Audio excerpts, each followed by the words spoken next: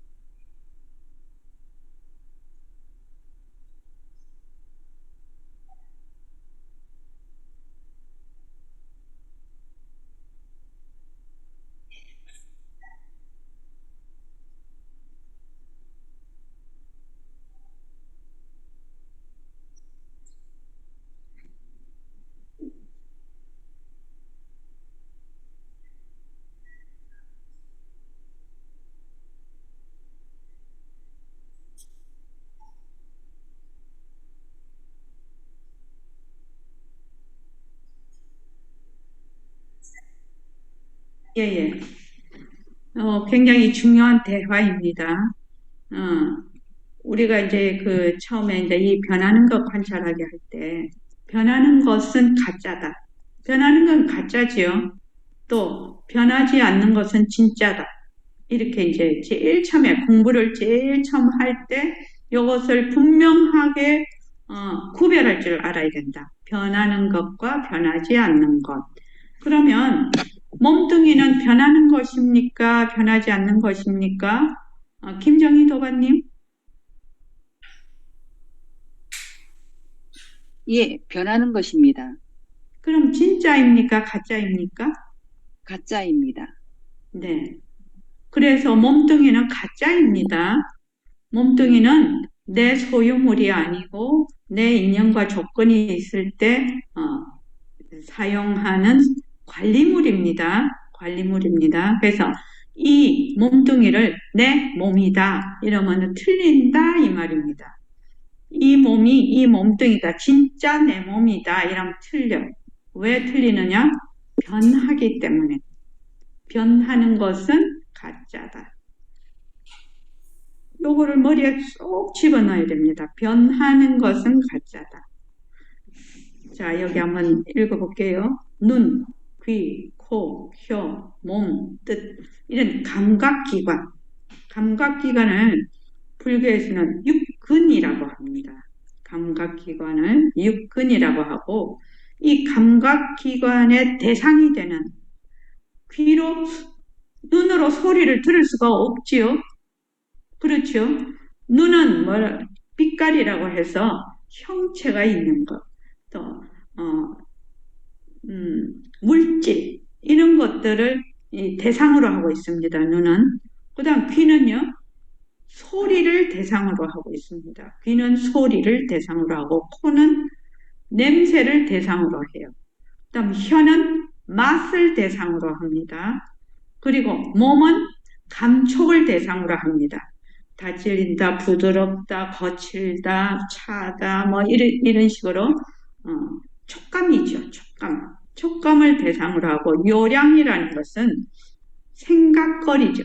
이 생각, 저 생각, 미래에 갔다가 과거에 갔다가 앞으로 어떻게 할까, 저떻게 할까 이렇게 하는 것이 요량이라고 합니다. 생각거리죠. 그걸 법진이라고 합니다. 그래서 육진을 경계라고 합니다. 감각기관인 육근의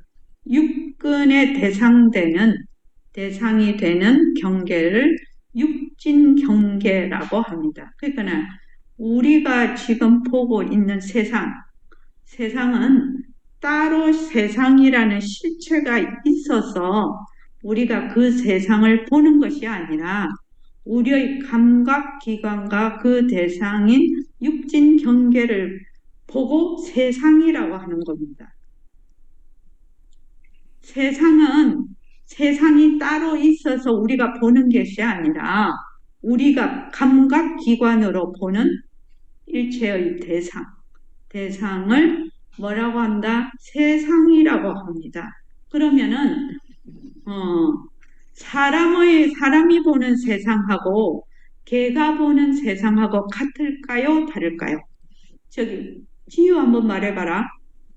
개가 보는 대상하고 사람이 보는 세상하고 같을까요? 틀릴까요? 다를 것 같아요.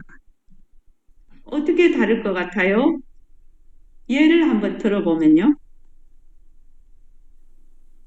이게요.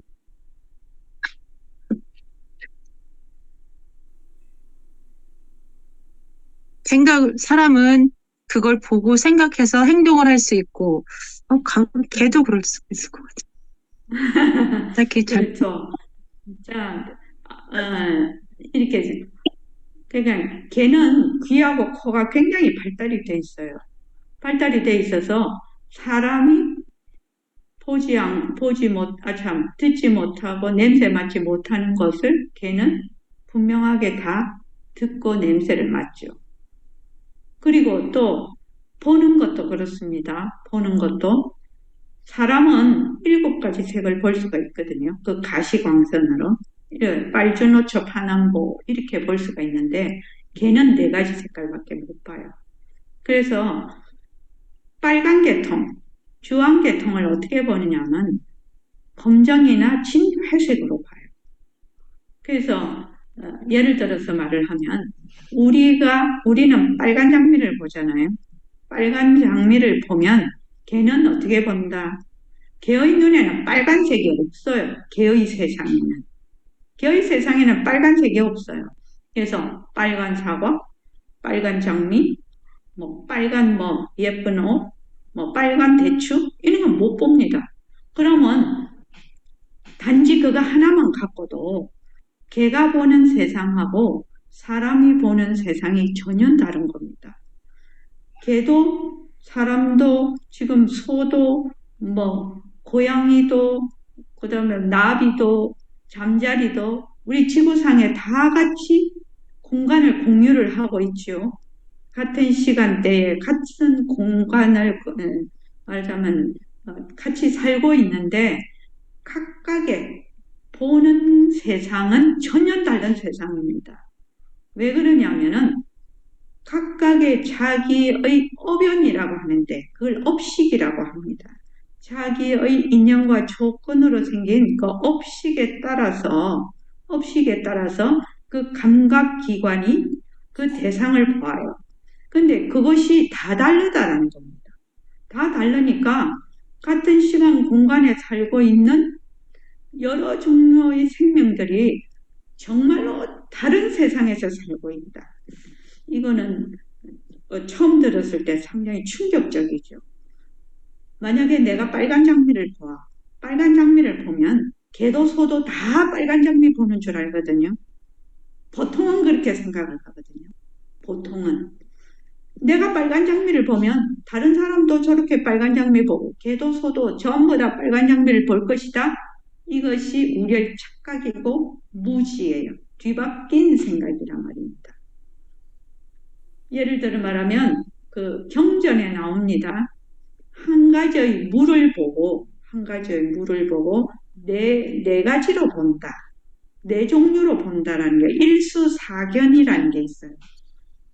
지금 그게 없어가지고 칠판이 없어서 그런데 하나의 물, 일수, 사, 4개의 견 본다 이 말입니다. 일수사견. 자, 사람은 어떻게 봐요? 물로 보거든요. 사람을 물로 봐요. 그런데 고기는 자기가 살고 있는 세상으로 봐요. 그 물을 자기가 살고 있는 세상으로 봐요. 천상 사람들은 어떻게 보느냐? 유리로 봐요. 유리로. 그리고 아기들은 어떻게 보느냐? 그걸 피고름으로 봐요. 그래서 이제 아기가 이제 사람들이 막 해수욕장에서 막 해수욕하고 있으면 저것들이 정신이 있는 거예요, 없는 거예요? 피고름 속에서 막 놀고 있네? 이런다, 이 말입니다. 또 고기 보고, 니는 완전 피고름 속에서 좋다고 그냥 살고 있네? 이런다 말이지. 이런 얘기는 처음 들어보셨을 겁니다. 사람들은 어떻게 착각을 하냐면, 지금 우리가 보고 있는 그러한 세상이 따로 있어서, 실체가 있어서 모든 생명들이 나처럼 똑같이 볼 거야. 이렇게 생각을 하거든요. 근데 그건 천부당만부당한 일입니다.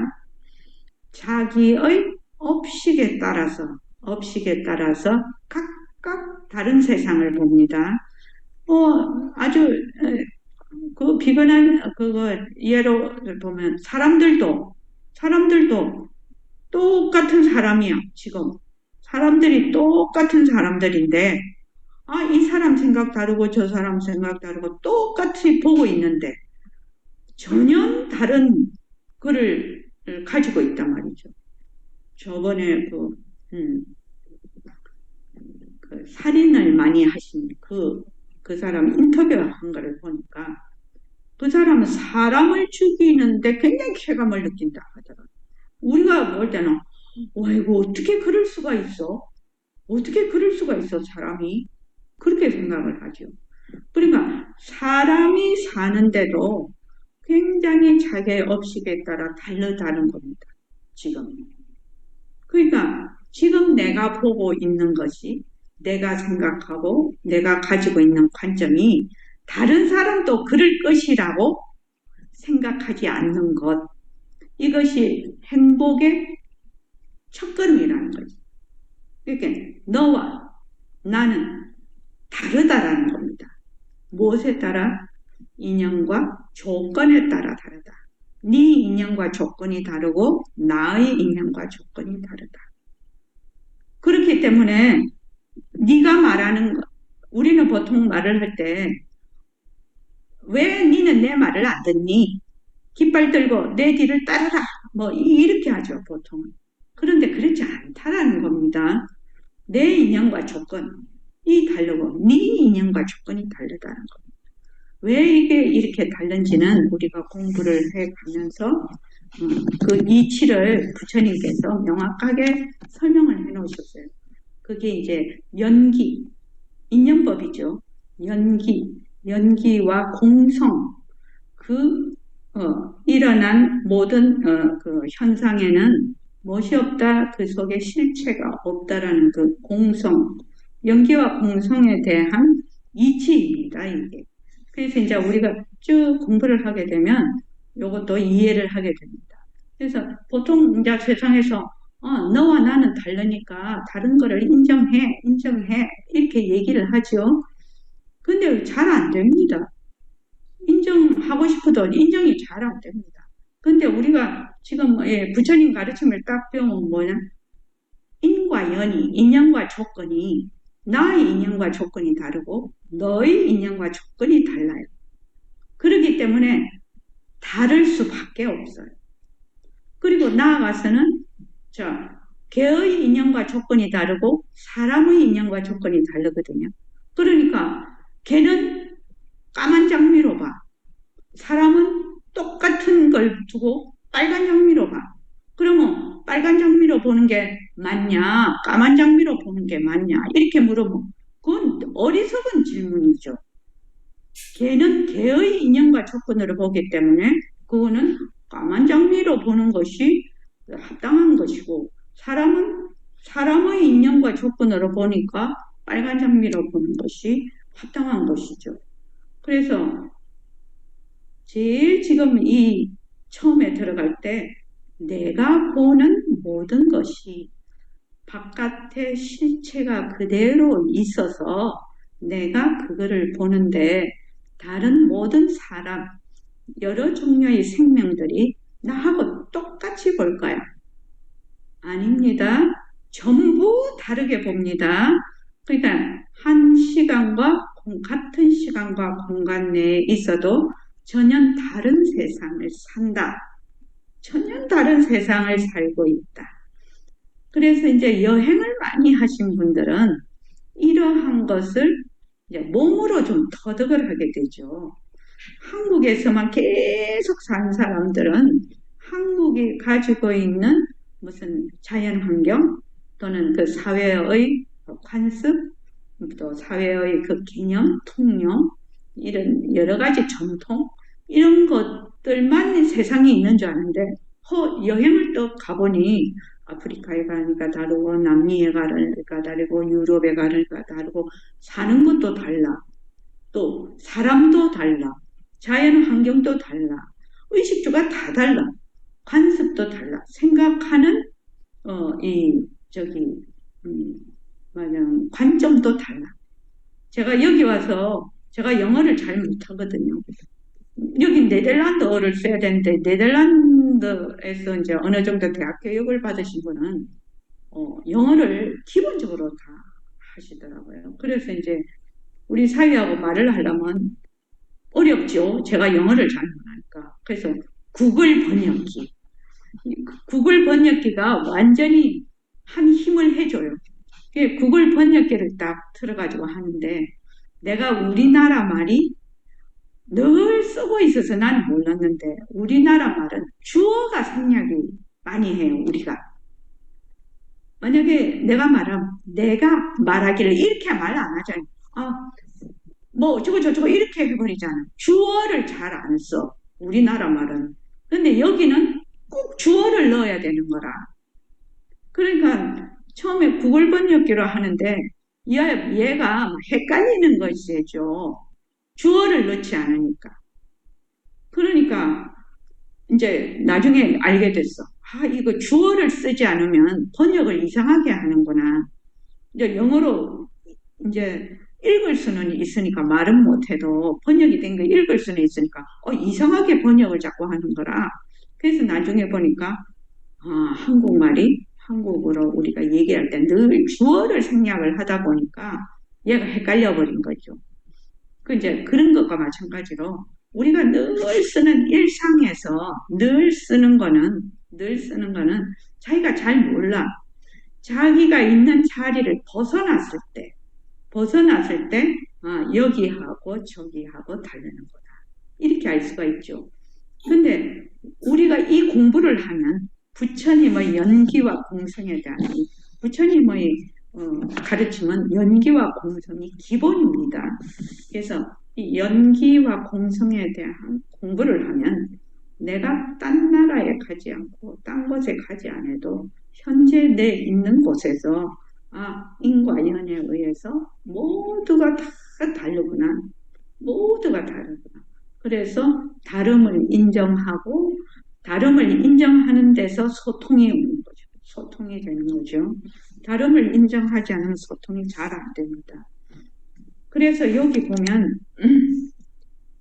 눈과 빛깔이 만나면 시각작용이 일어나요. 지금 국화가 나오죠. 눈과 우리가 눈으로 국화를 딱 보면은 어떤 작용이 일어나요? 시각작용을 일으켜요.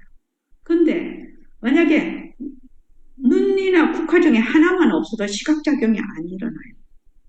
그래서 반드시 감각작용과 그 감각기관과 그 대상인 경계가 있어야 시각작용이 일어나고 귀와 소리가 만나면 청각작용이 일어나요. 우리가 이렇게 그냥 소리를 늘 들으니까 이게 청각작용이 일어나서 이렇구나 이렇게 생각을 해본 적이 없어. 근데 눈과 빛깔이 만나면 시각작용, 귀와 소리가 만나면 청각작용, 코와 냄새가 만나면 후각작용이 일어나요. 그 다음 혀와 맛이 만나면 미각작용이 일어나요. 미각.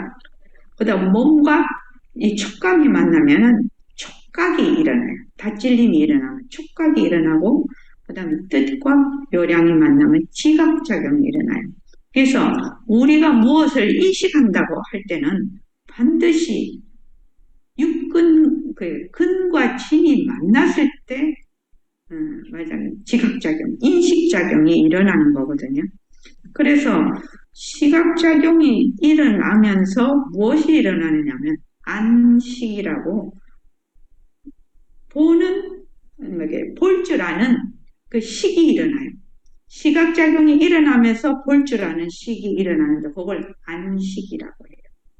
또 귀로 들을 수 있는 그 식이 일어나는데 귀로 듣는 거를 아는 거, 여기 이식이라고 합니다.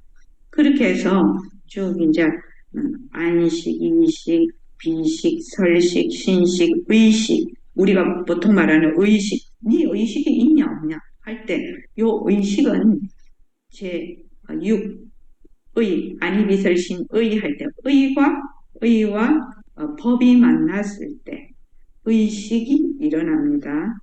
그래서 반드시 육근과 감각기관과 그 감각기관의 대상인 그 육진이 일어나야 이것을 이제 이런 감각작용이 일어나서 이걸 육진을 뭐라고 하느냐? 경계라고 합니다. 그런데 우리는 보통 그 경계에 따라서 일어나는 느낌이나 감정이나 생각 등을 마음이라고 합니다.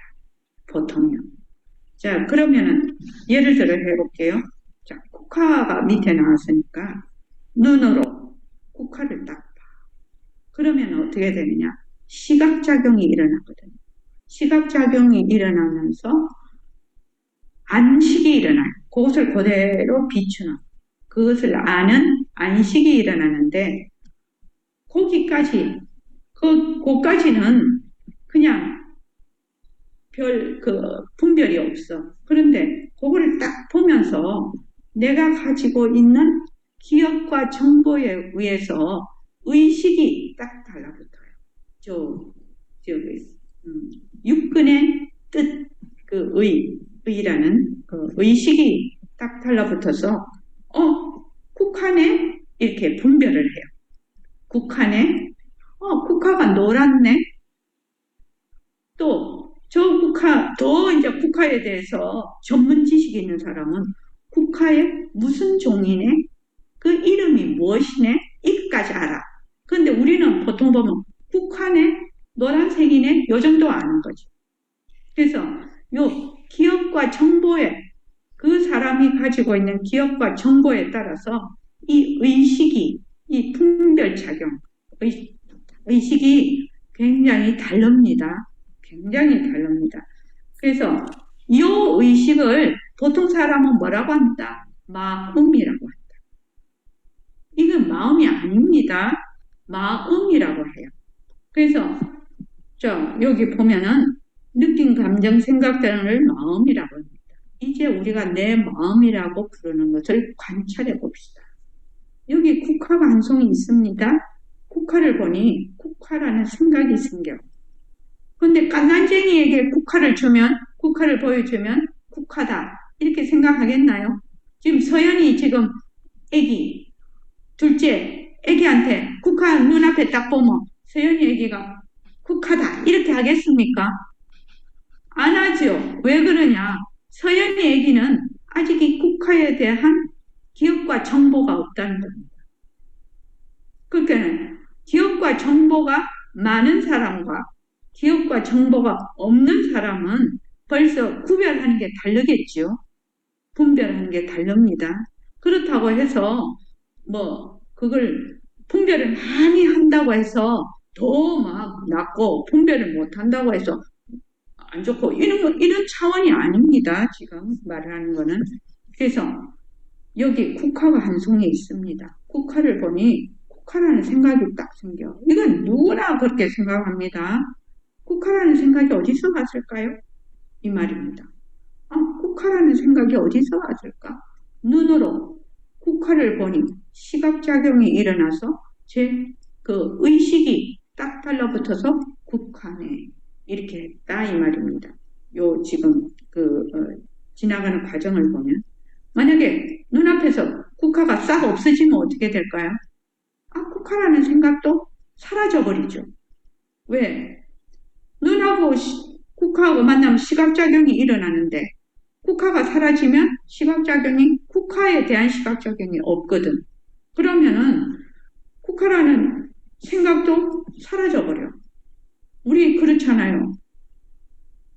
어, 눈에서 멀어지면 마음도 멀어진다. 그런 옛날 어른들 말씀 있죠? 눈에서 멀어지면 마음도 멀어요. 우리 그 고등학교 때 그 국어 선생님이 연애의 법칙에 대해서 얘기를 했는데 지금도 안 잊어버려요. 그분이 딱 설명을 하면서 연애는 시간과 공간의 근접성에 비례한다고 했어. 자꾸 만나고 자꾸 가까이 있어야 연애가 잘 된다라는 얘기예요. 근데 떨어져 있으면 어떻게 되나? 시공간으로 자주 안 만나고 멀리 떨어져 있으면 연애가 안 된다는 겁니다. 그래서 시공간의 근접성과 비례한다. 그렇게 얘기를 하셔서 그 연애하는 거를. 근데 그 말씀이 맞죠? 그 말씀. 눈에서 멀어지면 마음에서도 멀어진다. 그 말입니다. 그래서 국화라는 생각은 어디 갔을까요? 자, 국화라는 생각이 금방 국화가 내 눈에 보였을 때 국화다 이랬는데 국화를 딱 없애버리니까 국화라는 생각이 없어졌거든. 그럼 국화라는 생각이 어디로 갔을까요? 국화라는 생각이. 그죠? 내 마음이 생겼다가 사라졌다 하는 걸까요? 내 마음이 생겼다가 사라졌다 하는 것이 진짜 내 마음일까요? 이렇게 지금 묻고 있는 겁니다.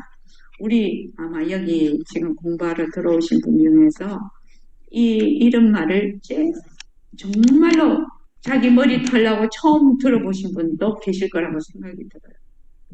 저도 백봉 선생님한테 와서 법문을 듣는데 보도 듣도 못한 말씀을 하시니까 처음엔 진짜 어려웠어요. 자, 생겼다 사라지는 마음은 어떤 마음일까요? 국화다? 근데 국화가 사라져. 그럼 국화라는 생각이 없어져 버려. 그럼 그것을 이때까지는 국화다 하는 것이 내 마음인 줄 알았거든. 그런데 국화가 사라지면서 내 마음도 사라져 버려. 그러면 생겼다 사라지는 마음은 어떤 마음일까요? 이렇게 묻는 겁니다. 그러니까 변하는 마음. 생겼다가 경계가 있으면 일어났다가 경계가 사라지면 없어지는 마음. 그것이 뭐다? 변하는 마음이지요. 인연과 조건이 있으면 생겼다가 인연과 조건이 없어지면 사라지는 것. 이것이 변한다의 정의입니다. 변한다. 그래서 변하는 마음이겠죠. 변하는 것은 진짜입니까? 이렇게 묻습니다. 자, 처음에 했을 때 김정희 도반님이 변하는 것은 뭐라고 했어요? 가짜라고 했죠. 가짜. 변하는 것은 가짜입니다. 그럼 내가 지금 국하다? 이래 한 게 가짜 마음이라는 뜻입니다. 또 내가 연애를 했는데 저 사람이 진짜 좋아. 진짜 좋아. 그러면 근데 그 사람이 나한테 싫은 짓을 하거든. 그럼 좋은 마음이 어디로 가버리고 싫은 마음이 딱 생겨. 그럼 좋다 하는 마음, 싫다 하는 마음이 진짜 내 마음일까요? 이 말이죠. 근데 진짜 내 마음이 아니다 이 말입니다. 무엇에 따라? 경계에 따라 일어나는 마음이다. 경계에 따라 일어났다가 그 경계가 사라지면 없어지는 마음은 진짜 마음이 아니다. 그래서 그러면 진짜 마음은 무엇입니까? 이렇게 질문이 나와야 되겠죠. 변하지 않는 마음일 것 같은데 그것이 무엇인지는 잘 모르겠습니다. 지금 우리가 마음 공부를 한다 이런 것은 우리의 진짜 마음을 되밝히는 진짜 마음이 무엇인지 알아보는 그런 공부를 마음 공부라고 합니다. 마음 공부라고 하니까 마음을 착하게 써야 되고 마음을 잘 써야 되고 이런 종류가 아니고 마음 공부라는 것은 변하지 않는 진짜 나의 마음, 부처님 마음, 중생 마음, 내 마음, 네 마음, 개 마음, 소 마음 이 똑같은 마음이라요. 똑같은 그 마음을 우리가 공부를 하려고 지금 이제 초입에 들어오는 겁니다.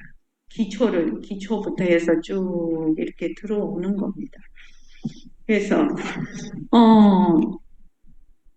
어제 한번 물어볼게요. 김시현 도반님, 머리에 살짝 지진이 안 납니까? 해제가 안 됐어요.